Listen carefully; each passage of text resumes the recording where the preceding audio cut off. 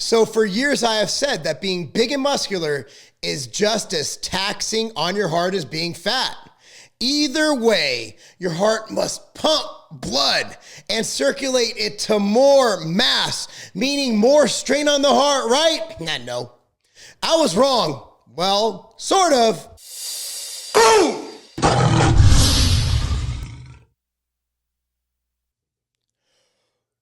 Boom! What's up, everyone? Marc Lobliner, tigerfitness.com. Before we get going, be sure to like this video, subscribe to this channel, click on the notification bell because, hey, I'm putting out a lot of good stuff. Also, if you like this shirt, this Just Lifted shirt, available at tigerfitness.com. Let's get on with this video.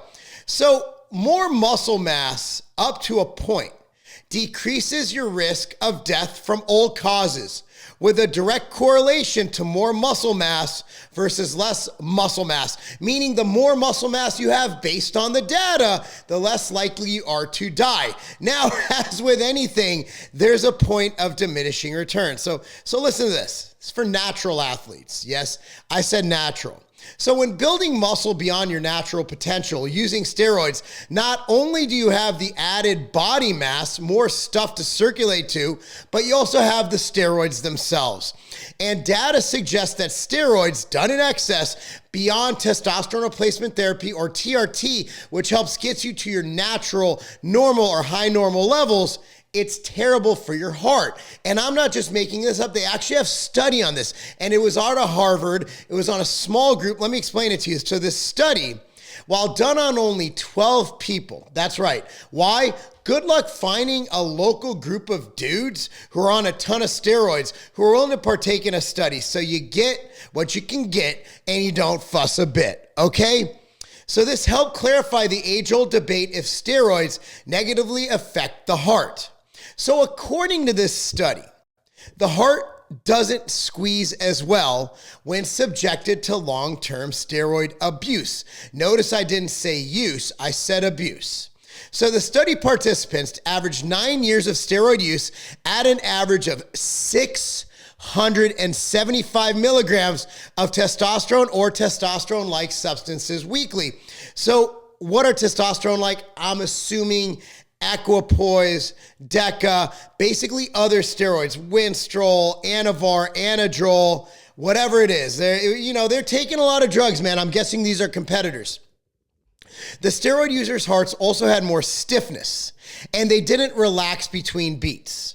So this means the pumping chamber, the main pumping chamber of the heart, didn't fill as completely with oxygenated blood before the next contraction. So basically it was pulsing rather than pumping. It wasn't getting the full use of the heart because the heart was stiff. Not good. Not good. So the bottom line is steroids are bad for your heart. Sorry, guys. It is what it is. I know it's a small study, but there's no study really contradicting it, right? But is muscle good? So you're natural. Is muscle actually good? Well, let's go and see what the science says. In this study titled Middle-Aged Muscle Mass Linked to Future Heart Disease Risk. Again, I will link the data below.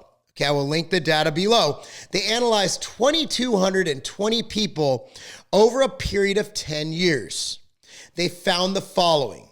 During the 10-year monitoring period, 272, just under 20%, 27% fatal and non-fatal cases of cardiovascular disease, including stroke and minor stroke, arose among the 1,019 middle-aged participants. Men were around 4 times as likely to develop cardiovascular disease as women after accounting for potentially influential factors. And muscle mass volume was associated with cardiovascular disease risk. The fewest cases occurred in the third of people with the highest muscle volume compared with those in the lowest range at the start of the monitoring period. Those with the highest muscle tissue volume were 81% less likely to have a heart attack or stroke, for example. 81%! Wow. Now, again, these aren't like old dudes who are jacked out of their mind. These are old dudes who have old man strength. They're in shape, they're lean, they're healthier, right? They got that old man strength. The prevalence of high blood pressure, diabetes, and obesity, all risk factors for cardiovascular disease, were all lower among those with a higher muscle volume. So let me explain why. People with more muscle generally go to the gym and exercise. People with less muscle sit down and watch TV and eat Doritos. That's a simple explanation. I don't need to be a PhD to figure that shit out, right? So the prevalence of high blood pressure, diabetes, and obesity, all risk factors, were lower among those with the highest muscle volume. So we won't also, let's get into another study. Okay, let's get into another study. I'm not going to beat you over the head with this, but being fat's going to friggin' kill you. You're going to die if you're fat. Here's the data. Again, I'm citing data, man. I'm not like the government with their the science and just saying trust the experts. I'm citing actual human data. The life expectancy of an obese person is decreased by 5 to 20 years. So if you're fat, you would have lived to 80. You're going to die at 60. Congratulations. Hope you enjoyed the Golden Corral. So enough said, don't be fat. Just don't be fat. So the take-home message is that muscle is good, steroid abuse is bad, and more muscle might help you live a longer life. And even if more muscle is a net neutral on a longer life, being strong and lean will help you have a better quality of life and stay mobile well into your latter years.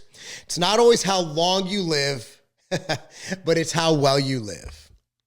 So the take-home message, one more time, let me reiterate. Don't abuse steroids. Don't do it. Don't abuse steroids. Strength train and try to build muscle because it might add years to your life. Don't be fat. And one other thing, I'm always going to promote this for health. For a health supplement that will help keep your organs and entire body healthy, check out Ambrosia Nectar, this new honey lemon flavor that's exclusive at the Vitamin Shop. Yes, we are found at every single Vitamin Shop across the US of A and all their partnering countries, okay? It's the greatest overall health supplement ever created. And I will ask you to do us a favor. If you're going to buy Ambrosia, they got No Morbidity, they got Ember, they got Nectar, they have Kinetic, and they have Planta. For any of those items, for this one, the next purchase, I'm just asking you one purchase, don't have to do too much. Why don't you go to Vitamin Shop, support them because they're really good partners of ours, and it'd be nice if they saw that we showed them love and they'll show us some love back. So guys, number one, again, like this video, subscribe to this channel. Only 5% of my subscribers click on that notification bell. I want you to click on that notification bell. And if you have supplements to buy, other than the next time you're going to the Vitamin Shop to buy some Ambrosia Nectar, I want you to go to tigerfitness.com and support us. That's my site. It houses all of my brands, including Ambrosia, Pump Chasers, MTS Nutrition, 015 Nutrition, whatever else I have going on that day. And of course, these awesome clothes, hat, shirt, you name it, we got it. Hoodies, sweats, joggers, whatever it is. So get lifting and get healthy. And that's not a game. The best booster isn't a shot. It's your natural immune system. Every time we step out into the world, we are attacked by viruses that do their best to break down our defenses. Vita helps solve this problem. Vita contains proven antiviral replication supplements and Imulina to ensure that your body is primed to defend itself against foreign invaders. Don't go another day unprotected. Get your Vita today.